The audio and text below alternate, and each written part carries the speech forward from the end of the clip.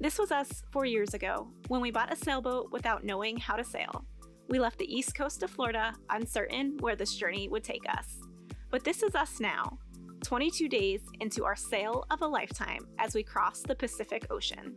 Since we departed Mexico, we have sailed over 2,500 miles, and we are finally on the home stretch as we sail the last few hundred miles to the Marquesas Islands in French Polynesia. Hi guys, we're Brooke and Gary, and we've been sailing around the world on our floating home, One Life, for the last 4 years. Our friends at Epic Water Filters have been a huge part of our journey. We've been using their filtered water bottles everywhere we go to make sure that we have clean drinking water. They've also sponsored a number of beach cleanups that we've organized along the way. Yeah, but we're super excited to announce our most recent collaboration, which is the Sailing One Life Epic water bottle. So it's a really cool design because it features all of the amazing marine life that we see out here. And also there's a replica of One Life sailing off into the horizon. These bottles are incredibly durable. We've been beating up on them on board the boat, and they stand up to all of the abuse. But the really awesome thing about these bottles is the filter that comes inside. We're able to fill up these bottles from a questionable tap water source or a waterfall in the middle of the rainforest.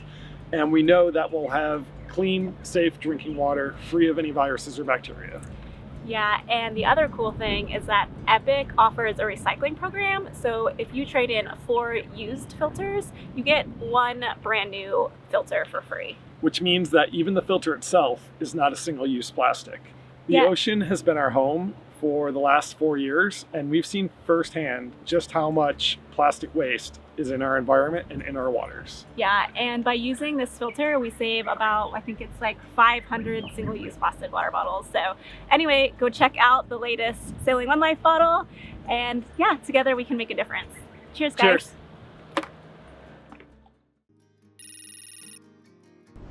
Good morning. It's actually really interesting because we have not changed our clocks since we left Mexico. We wanted to make sure that we remained on the same watch schedule. So right now it is 7:45 a.m. according to our ship time, and it is still really dark out. So I guess this means that we've made it into the next time zone. Tired. Look at the bags in my eyes. We're spoiling ourselves a little bit this morning. We had to turn our generator on to top up our batteries, and Gary decided to turn the AC on so that he could get pretty snugly.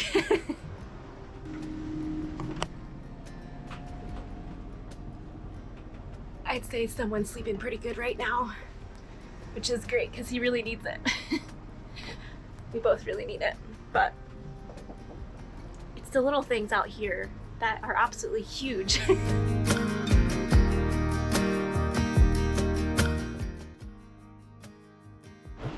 I can see the squall coming.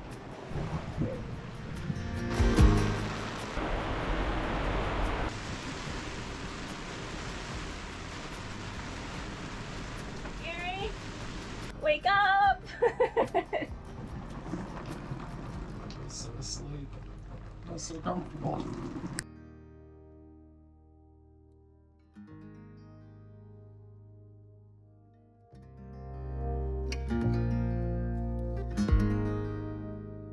Gary, how's day 23 at sea? It's day 23. Day 23. Wow. I thought you said we'd be here by now. 4 more days. You've been saying 4 more days for like 2 previous days. Yeah, every day it's 4 more days from here until we get there. In 4 days. What's been the hardest thing about the sail so far? The constant movement of the boat. We're very ready to be anchored and have the boat be calm so we can like clean up and actually get some things done. Like we haven't really been able to clean, maintain, take care of anything, work on a laptop, pretty much do anything other than just lay around and hold on like this because the motion is just so much. Yeah. Why is the motion so bad, do you think? It's just big swells and we're going downwind, so it's really rolly. Are you sick of looking at me yet? Are you ready for some other interaction? No, I'm fine. I really haven't felt like isolated or anything. We've had our Starlink on and it's been working the whole way, so we've been able to chat with friends and family and read things online and stay in touch, and really hasn't been all that isolating. It doesn't really feel like we're as far away as we actually are. Yeah. That was a big wave. Oh, one of our patrons asked us if by now we were wishing we had crew for this passage, because it's something that we really considered before we left. We went back and forth on it a lot, and it would have to be the right person or the right couple.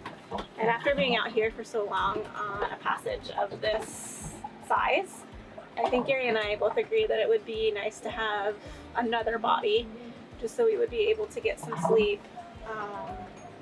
Doing 4 hours off and on all day is a bit exhausting, and if we had an extra person, we would be able to probably get a solid 6 hours sleep maybe, which would be fantastic.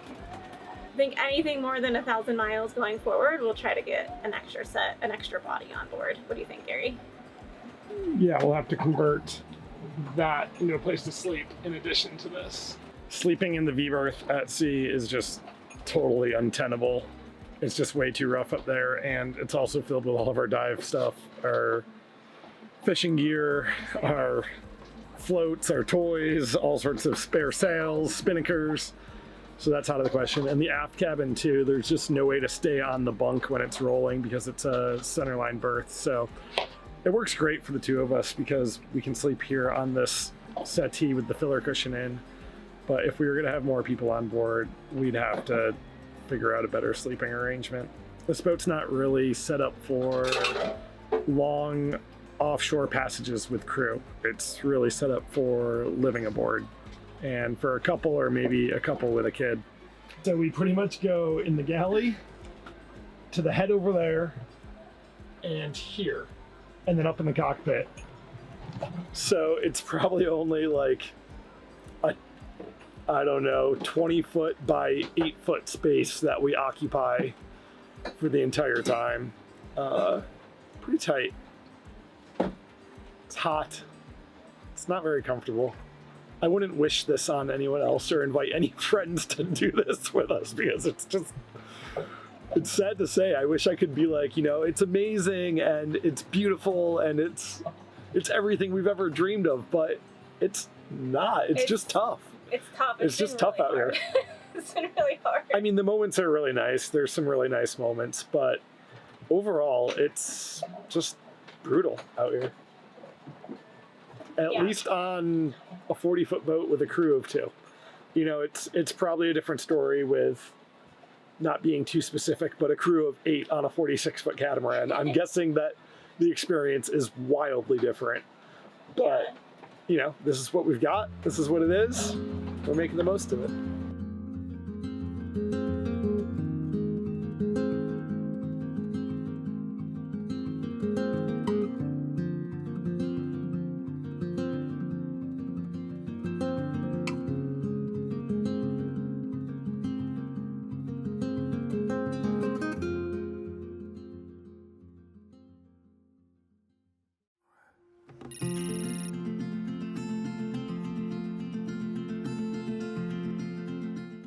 Well, it's early in the morning. I just woke up and the winds are very light. We've only got about 10 to 12 knots of true wind this morning. So we just rigged up the spinnaker on the foredeck. We're going to furl in the head sail, leave the pole set up and out, and then hopefully hoist the spinnaker.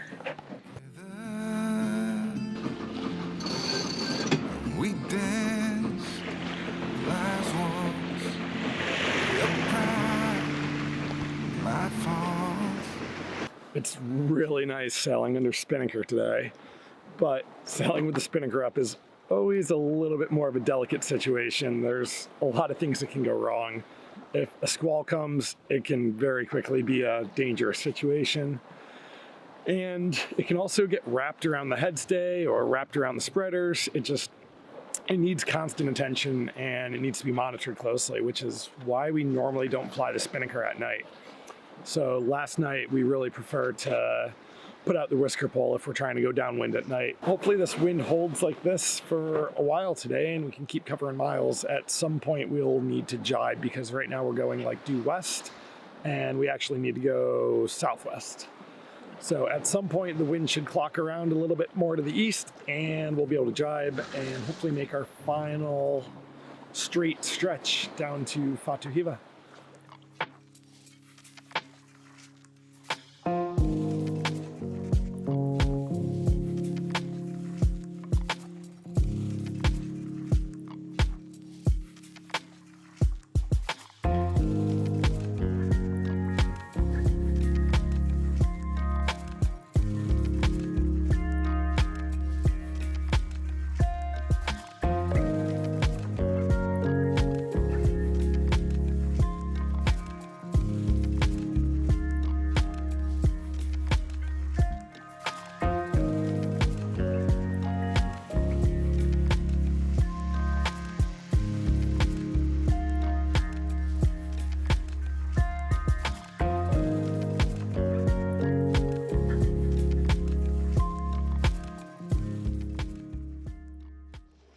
$199 miles to go, you guys. Woohoo! It says our time to our destination is 48 hours, which we know can change. I don't see land yet. Well, I wouldn't expect you to. Gary thinks I'm gross for eating this apple, but he says it's rotten. I don't think it's too bad looking, actually.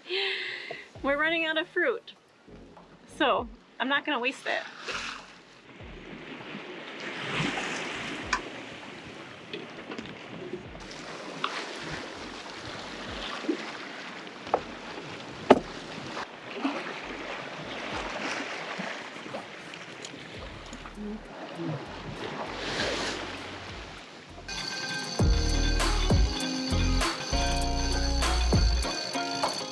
We furled in the sail on the starboard side and put it out on the port side.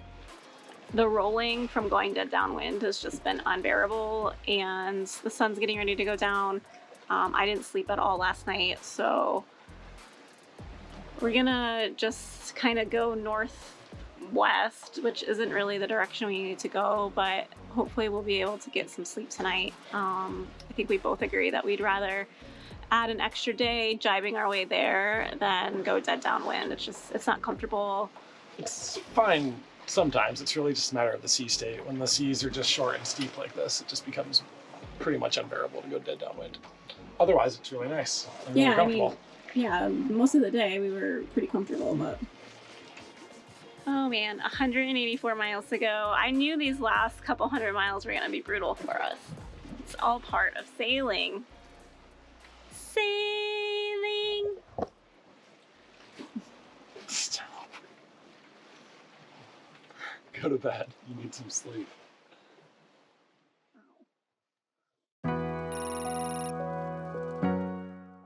The sun has just come up on my 25th day at sea. And if you would have asked me 3 years ago where I would be today, I would have never have guessed that I would have had the confidence to make this crossing. 3 years ago, a 127-mile passage would be like super long. And I would have probably prepared like 3 days for it. It's funny what time and experience does. For the past 25 days, I feel like we've just been trying to survive, just keep the mast up, keel down, water out, people in, and babysit, and we're just kind of along for the ride out here. One life's just doing her thing and taking us with her. But yeah, we're so close, you guys, so close. I'm hoping about this time tomorrow that we'll able to spot the Marquesas. I just don't know what it'll be like to see land.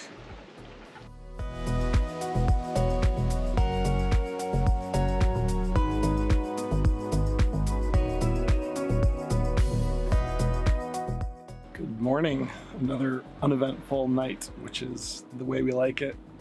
It's really nice having the whisker pole out through the night because we really don't have to touch anything and the wind can shift by a good bit, maybe like 20 or 30 degrees in either direction. and it doesn't really matter. We just keep on chugging along downwind. So we even had a squall come through last night. That brought about 20 knots of wind, and I didn't even reef the sail, and it was fine. We were zipping along at 7 knots, but everything was good and stable, and it seemed fine for a little bit. So we haven't been talking too much at night, probably, or vlogging too much at night, because it's just been so uneventful. We just sit up here in the beanbag, watch the stars. Sometimes we take naps and set an alarm for every 15 minutes, and there's no shipping traffic, nothing else to see or do really, so it's been pretty chill.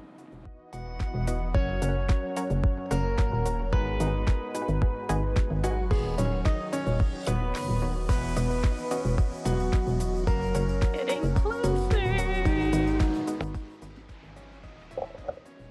Gary, we did it! Under 100 miles to go.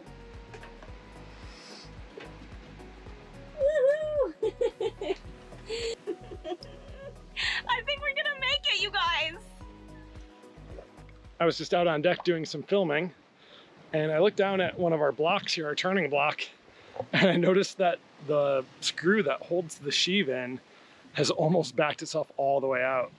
These are the kind of things that you got to pay attention to on these long passages, because things can chafe and wiggle themselves out of place over time. So I'm gonna see if I can get it back in place. Well, I'm not able to fix that under load, so we're gonna furl the sail real quick, and then I'll fix it, and then we'll bring the sail back out.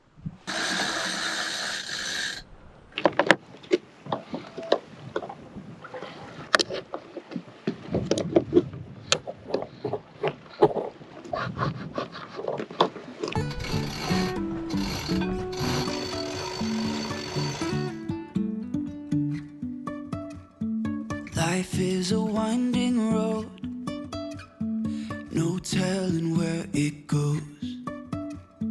Driving through days and nights, won't stop for traffic lights. And I really wanna know if I will ever figure out where the road goes. Even if I'm falling down, I will keep on searching for my...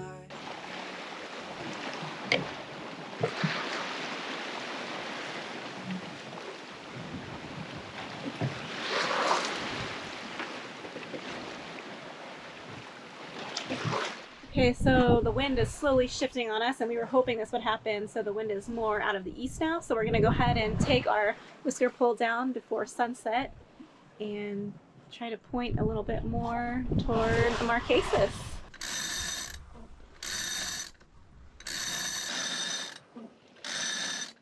That's become exceptionally easy with the two of us. We put Brooke up on the bow, and she manages the control lines, and I work everything at the mast, and it goes pretty quick and easy to get that pull down and stored back up the mast. It's a really nice system for deploying and storing the pole. Let's get some sail rolled out so we stabilize a little bit. We get real tippy when there's no sails up.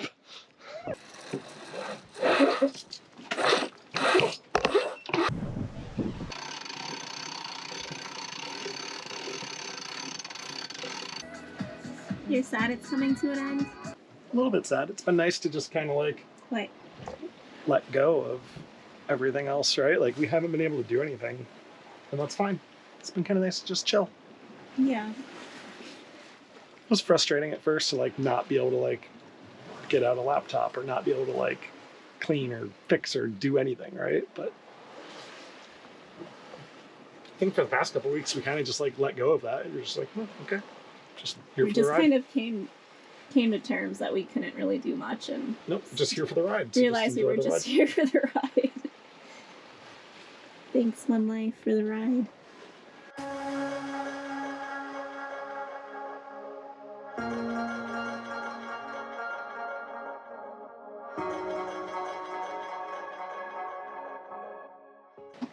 Tonight is my last night watch for our passage to the Marquesas.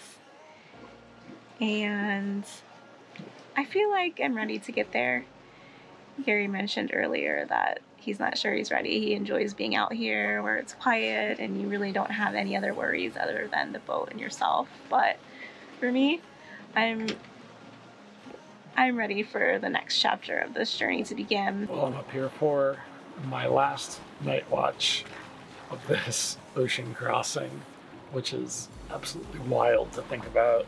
The Pacific is, you know, the trade wind sailing or downwind sailing, and it's dreamy and pleasant. Well, I wouldn't necessarily say that it's dreamy, but I will say that it has been an easy sail except for the longevity and the exhaustion and the mental challenges that we faced. I think around sunset tonight, it finally hit me that we're almost accomplishing what we set out to do and get to French Polynesia and start our way across the Pacific.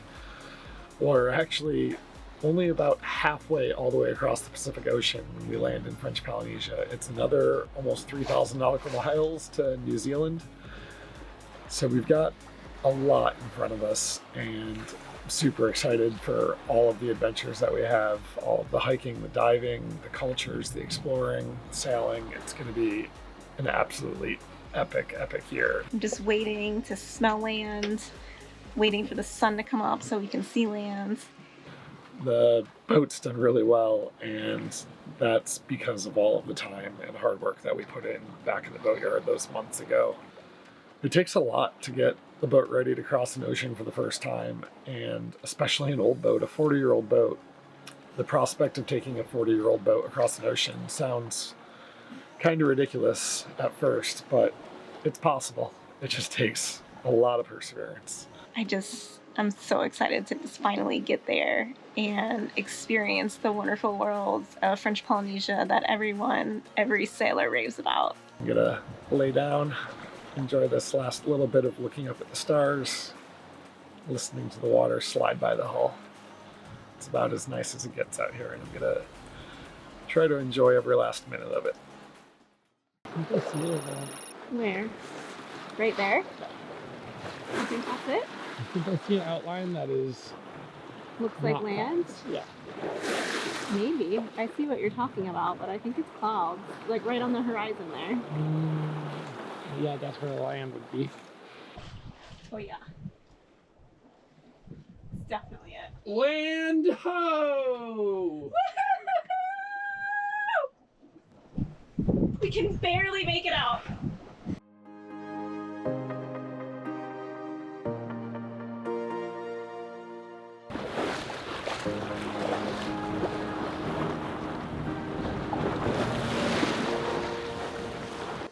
So I'm feeling pretty emotional this morning. More emotional than I should probably, but I can't help but think that this is the day that I said goodbye to my mom several years ago. And I don't think it's coincidence that we're making landfall today. Because I know that she's been with us this entire journey.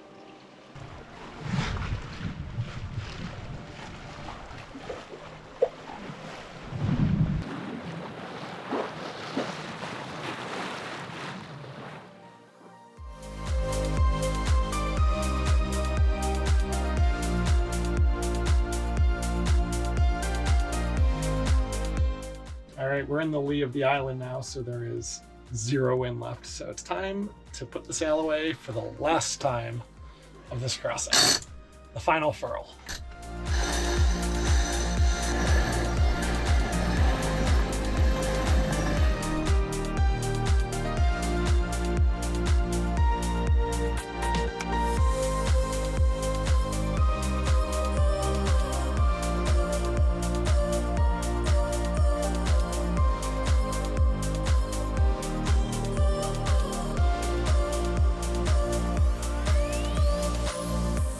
We made it.